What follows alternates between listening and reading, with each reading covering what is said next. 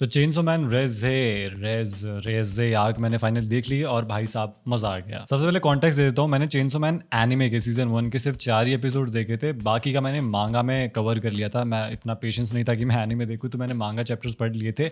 38 chapters पढ़े थे क्योंकि वहीं तक सीजन 1 था, उसके बाद से ये रेज़ आर्क में मूवी आई है। यानी कि अगर आपने एनिमे देखा है तो हाँ, सीजन 1 के एग्जैक्टली बाद में इस मूवी की कहानी स्टार्ट होती है। अब बात करता हूँ ऑनेस्ट फीलिंग की या ऑनेस्ट ओपिनियन की, तो जो चेनसो मैन की स्टोरी है ना, वो मुझे कभी वाह क्या माइंड ब्लोइंग स्टोरी है, क्या एक्स्ट्रा ऑर्डिनरी स्टोरी है वाली वाइब नहीं देता है। मेरे लिए इस पर्टिकुलर एनिमे का चार्म है इसके कैरेक्टर्स। ये उस टाइप की मांगा या एनिमे है जहां पर मतलब कोई चीज हिट करती है ना, तो it just hits different. For example आप आकी का आर्क ले लो यार, मुझे लगता है कि वो हर चैप्टर के साथ में उसका आर्क ना बहुत ज्यादा बढ़िया होता रहता है। हमें उसकी कैरेक्टर की और सारी लेयर्स दिखती रहती है। इवन इस फिल्म के अंदर भी आकी का आर्क मुझे सबसे बेस्ट लगा था। इवन जो माकीमा है, पावर है, इनके कैरेक्टर्स में ना एक अनप्रिडिक्टेबल स्पार्क है जो कि मेरे ख्याल से इस सीरीज को, इस एनिमे को बहुत इंटरेस्टिंग बनाता है। लेकिन अगर मूवी की बात करें तो मूवी की स्टार्ट थोड़ी स्लो होती है एज यूजुअल। जैसे कि एक एनिमे का एपिसोड स्टार्ट होता है कि भाई साहब नॉर्मल लाइफ में क्या चल रहा है, डेली क्या चल रहा है, इस तरीके से सेटअप हो रहा होता है। दिखाते हैं कि वो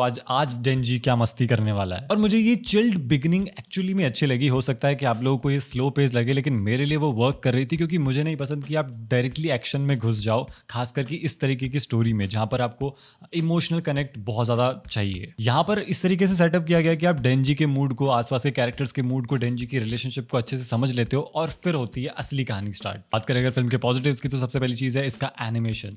इट वॉज गॉर्जियस, मतलब क्या ही कलर्स दिख रहे थे, बिल्कुल क्रिस्प। और जो एनिमेशन था वो तो शानदार था ही। सीन्स में डेप्थ थी और मतलब काफी सारे फ्रेम्स ऐसे थे जिनको आप लिटरली वॉल पेपर बना सकते हो। बिल्कुल मतलब स्क्रीनशॉट ले लो and you have a wallpaper there. Even जो साउंड डिजाइनिंग थी और जो वो रॉक टाइप का बैकग्राउंड म्यूजिक था ना, वो टॉप टियर था बिल्कुल। इवन जो एक्शन सीक्वेंसेस थे वो वेल कोरियोग्राफ्ड, वेल डिजाइंड थे।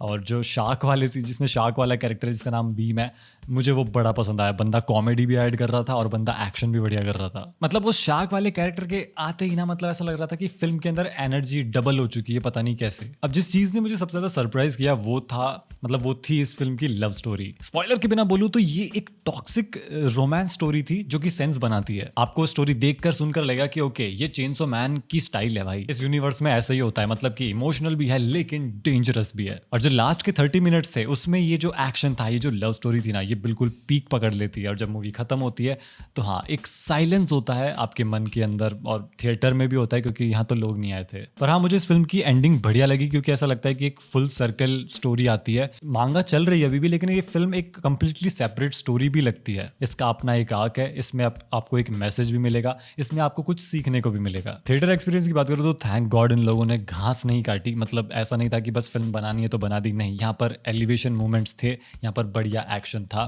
थिएटर में अगर आप जैम पैक थिएटर में देख रहे हो तो मजा आएगा। पर हाँ, दो चीजें थी जिन्होंने मुझे थोड़ा बॉदर किया। सबसे पहला है कि डेंजी का ग्रोथ, मतलब आसपास के उसके जो कैरेक्टर्स है ना, जो स्टोरी के अंदर, वो सब लोग इवॉल्व कर रहे होते हैं, लेकिन डेंजी वहीं का वहीं रह जाता है फिल्म के एंड में। मतलब हाँ, ऐसा लग रहा होता है कि ओके उसको एक स्टोरी मिल रही है, उसके साथ में एक बड़ा इवेंट हो रहा है और वो चेंजेस ला रहा है अपने अंदर, लेकिन फिल्म के एंड में वो वही वापस अपने सिंपल डिजायर्स पे आ जाता है। सिंपल डिजायर्स होना बुरी बात नहीं है, लेकिन डेंजी का वहीं रहना मेरे ख्याल से एक बुरी बात है। उससे वो कब इवॉल्व होगा मैं वेट कर रहा हूँ। दूसरी चीज जिसने मुझे बॉदर किया वो था जो अल्ट्रा फास्ट एडिटिंग हो रही थी एक्शन सीक्वेंसेस की, और वो जो कोरियोग्राफी थी, क्योंकि फॉलो करना मुश्किल था भाई। ऐसा लग रहा था कि एडिटर ने कुछ रेड बुल या शिलाजीत खाकर ये एडिटिंग करी है। 1 सेकंड में 15 कट है और आपको पता ही नहीं चलता एक्शन कहां से कहां पहुंच गया। हमारे जो दो कैरेक्टर्स लड़ रहे हैं वो लड़ते लड़ते कहां से कहां पहुंच गए। मैं एक्शन को एंजॉय कर रहा था, लेकिन अगर थोड़ा ब्रीथिंग रूम मिल जाता ना तो वो मजा डबल हो जाता। ओवरऑल वर्डिक्ट मेरा ये रहेगा कि अगर आप एनिमे के फैन हो, अगर आप बहुत एनिमे देखते हो, अगर आप शॉनेन एनिमे के फैन हो और अगर आप चेनसॉ मैन के फैन हो, तो ये फिल्म आप मिस बिल्कुल नहीं कर सकते। ये एक नियर परफेक्ट एनिमे फिल्म है, बिल्कुल पैसा वसूल है, और मैं अभी से एक्साइटेड हूँ आने वाले सीजन्स के लिए। अगर आप लोगों ने चेनसॉ मैन देख लिया तो कमेंट करके बताना है कि आपको ये मूवी कैसी लगी, और डिस्कशन करते हैं कमेंट सेक्शन में। और मैं आपको मिलूंगा